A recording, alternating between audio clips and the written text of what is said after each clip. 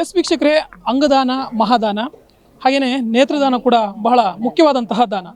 ಸಾವಿನಲ್ಲೂ ಕೂಡ ಕೆಲವರು ಸಾರ್ಥಕತೆಯನ್ನು ಮೆರೆಯವರಿದ್ದಾರೆ. ಆ ಮೂಲಕ ಇದೀಗ ಏನು ಸರೋಜಾ ದೇವಿಯವರು ಒಬ್ಬ ದೊಡ್ಡ ಸೆಲೆಬ್ರಿಟಿ ಆಗಿದ್ದು ಸಾವಿನಲ್ಲೂ ಕೂಡ ಸಾರ್ಥಕತೆಯನ್ನು ಮೆರೆದಿದ್ದಾರೆ. ಅವರ ನೇತ್ರವನ್ನು ದಾನ ಮಾಡಿದ್ದಾರೆ. ಈಗ ನಮ್ಮ ಜೊತೆ ಮಾತಾಡೋಕ್ಕಾಗಿ ತಜ್ಞರಾದಂತಹ ವೀರೇಶ್ ಅವರಿದ್ದಾರೆ.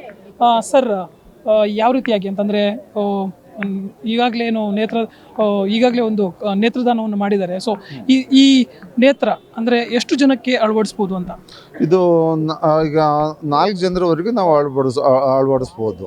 ಸೊ ಈಗ ನಾವು ಮುಂಚೆಗೆಲ್ಲ ಕಾರ್ನಿಯ ತೆಗೆದ್ಬಿಟ್ಟು ಕಾರ್ನಿಯ ಹಾಕ್ತಾ ಇದ್ವಿ. ಈಗ ಆ ಥರ ಅಲ್ಲ. ಈಗ ಪಾರ್ಷಿಯಲ್ ಥಿಕ್ನೆಸ್ ಯಾವ್ಯಾವ ಪೋರ್ಷನ್ ಬೇಕೋ ಆ ಪೋರ್ಷನ್ ಮಾತ್ರ ನಾವು ಗ್ರಾಫ್ಟಿಂಗಿಗೆ ಹಾಕ್ತೇವೆ. ಪೇಷಂಟಿಗೆ ಏನು ನೀಡಿ ಇದೆಯೋ ಅದನ್ನು ಚೆಕ್ ಮಾಡಿಬಿಟ್ಟು ಬೇರೆ ಬೇರೆ ಫೈಲ್ಸ್ ಇರುತ್ತೆ ನಮ್ಮದ್ರಲ್ಲೇ.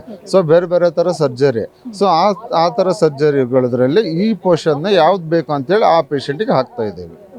ಸೊ ಈಗ ಸರೋಜಮ್ಮನವರು ಈ ರೀತಿಯಾಗಿ ಕಣ್ಣನ್ನು ಡೊನೇಟ್ ಮಾಡಿರೋದು ಅವರೇ ಬಂದು ಅಪ್ರೋಚ್ ಮಾಡಿದ್ರ ಅಥವಾ ತಾವು ಅಂದರೆ ಆಸ್ಪತ್ರೆ ಕಡೆಯಿಂದ ಏನಾದ್ರು ಅಪ್ರೋಚ್ ಮಾಡಿದ್ರು? ಇಲ್ಲ, ಹಾಸ್ಪಿಟ್ಲಲ್ಲಿ ಅವರೇ ಬಂದಾಗ ಚೆಕಪ್ಗೆ ಬಂದ ಹೊತ್ನಾಗೆ ಕೇಳ್ತಾ ಇದ್ರು. ಮೊನ್ನೆ ರೀಸೆಂಟಾಗಿ ಕೂಡ ಬಂದಿದ್ರು. ಅವರು ಒಂದು 5 years ಬ್ಯಾಕ್ ಬಂದಾಗ ಅವಾಗ ನಮ್ಮ ಚೇರ್ಮನ್ ಹತ್ರ ಎಲ್ಲ ಮಾತಾಡಿದ್ರು, ಡಿಸ್ಕಸ್ ಮಾಡಿದ್ರು. ಸೊ ನಮ್ಮ doctor K Bhujang Shetty sir ಜೊತೆಗೂ ಹೇಳಿದರು.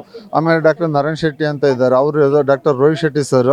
ಹೀಗೆ ಕೂತ್ಕೊಂಡಾಗ ಈ ಥರ ನೇತ್ರದಾನದ ಬಗ್ಗೆ ವಿಷಯ ಬಂದಾಗ ಅವಾಗ ಈ ಥರ ನಾನು ಮಾಡ್ಬೋದಾ ನೇತ್ರದಾನನ? ಮಾಡ್ಬೋದು. ನಾವು 107 yearವರೆಗೂ ನಾವು ಕಾರ್ಯ ಕಲೆಕ್ಟ್ ಮಾಡಿದ್ದೇವೆ. ಸೊ ಅದನ್ನು ಯೂಸ್ ಮಾಡಿದ್ದೇವೆ.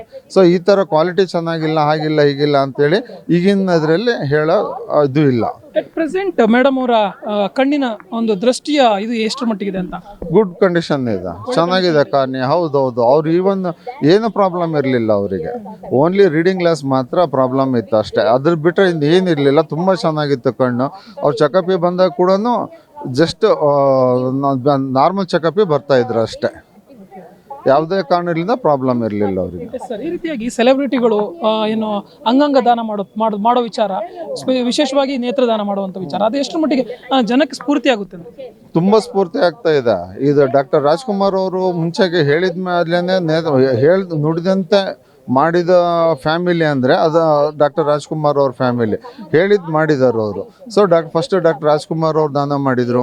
ದಾನ ಮಾಡಿದ ಮೇಲೆ ಕರ್ನಾಟಕದಲ್ಲೇ ಗೊತ್ತಾಯಿತು ನೇತ್ರದಾನ ಅಂದರೆ ಏನು ಅಂಥೇಳಿ. ಆಮೇಲೆ ಇವರು ಪಾರ್ವತಮ್ಮ ರಾಜ್ಕುಮಾರ್ ಅವ್ರು ಮಾಡಿದರು.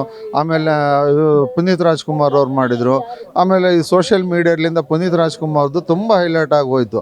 ಇಂಟರ್ನ್ಯಾಷನಲ್ವರೆಗೂ ಹೋಯ್ತು ಅದು. ಆಸ್ಟ್ರೇಲಿಯಾ ಅಲ್ಲಿಂದೆಲ್ಲ ಪ್ಲೆಡ್ಜ್ ಮಾಡಿದರು ನಮಗೆ. ಸೊ ಅವಾಗ ಏನು ಮಾಡಿದ್ವಿ, ನಾವೊಂದು ನಂಬರ್ ಮಾಡಿಬಿಟ್ಟು, ಯಾಕಂದರೆ ಇಲ್ಲಿಂದ ಪೋಸ್ಟಲ್ಲು ಕಳಿಸೋದು, ಮೇಲ್ ಮಾಡೋದು ಅದೆಲ್ಲ ತುಂಬ ಆಗಲ್ಲ ಅಂದ್ಬಿಟ್ಟು ಅಲ್ಲೇ ಎಲ್ಲಿ ಕೂತ್ಕೊಂಡಿರ್ತಾರೋ ಅಲ್ಲೇ ಮಾಡ್ಬೋದು. ಆ ಥರ ಒಂದು ನಂಬರ್ ಇದೆ. ಜಸ್ಟ್ ಮಿಸ್ ಕಾಲ್ ಕೊಡೋದು. ಮಿಸ್ ಕಾಲ್ ಕೊಟ್ಟ ತಕ್ಷಣ SMS ಬರುತ್ತೆ. ಮೆಸೇಜ್ ಬಂದ ತಕ್ಷಣ ಲಿಂಕ್ ಓಪನ್ ಮಾಡೋದು. ಒಂದು 4 ಡೀಟೇಲ್ಸ್ ಕೇಳುತ್ತೆ ಅಷ್ಟೇ. 4 ಡೀಟೇಲ್ಸ್ ಪ್ಲೆಡ್ಜ್ ಮೈ ಐಸ್ ಅಂತ ಕ್ಲಿಕ್ ಮಾಡಿದ ತಕ್ಷಣ ಇಮ್ಮಿಡಿಯೇಟಾಗಿ ನಿಮ್ಮ ಮೊಬೈಲ್ಗೆ ಸರ್ಟಿಫಿಕೇಟ್ ಬಂದುಬಿಡುತ್ತೆ ಇಮ್ಮಿಡಿಯೇಟಾಗಿ. ವಿತಿನ್ 2 minutes ಕೆಲಸ ಅಷ್ಟೇ. ಇದು ಬರೀ ಇದು ನೇತ್ರದಾನ ಮಾಡಿ ನಮ್ಮ ಮೊಬೈಲ್ ನಾವು ಇಟ್ಕೊಂಡ್ರೆ ಉಪಯೋಗ ಇಲ್ಲ. ಸೊ ಎಲ್ಲರಿಗೂ ತಿಳಿಸ್ಬೇಕು. ಇದು ಎಲ್ಲ ಫ್ಯಾಮಿಲಿಯವ್ರಿಗೆ ಹೇಳಬೇಕು, ಫ್ರೆಂಡ್ಸಿಗೆ ಹೇಳಬೇಕು. ನಾವು ಇದು ಎಷ್ಟು ಅವೇರ್ನೆಸ್ ಕ್ರಿಯೇಟ್ ಮಾಡ್ತಾವೋ ಅವರು ಆ ನಂಬರ್ ಕೇಳ್ತಾರೆ, ಅವರು ಪ್ಲೆಡ್ಜ್ ಮಾಡ್ತಾರೆ, ಅವ್ರಿಗೆ ಇಂಟ್ರೆಸ್ಟ್ ಬರುತ್ತೆ.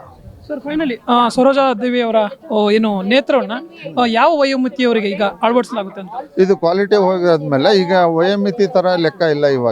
ಇವಾಗ ಏನಂದರೆ ಕ್ವಾಲಿಟಿ ನೋಡಿಬಿಟ್ಟು ಯಾವ ಮಕ್ಳಿಗೆ ಏನು ಬೇಕು ಅಂತ ಹೇಳಿಬಿಟ್ಟು ರಿಕ್ವೈರ್ಮೆಂಟ್ ನೋಡಿಬಿಟ್ಟು ಅದನ್ನ ಗ್ರಾಫ್ಟ್ ಮಾಡಿಬಿಡ್ತಾರೆ.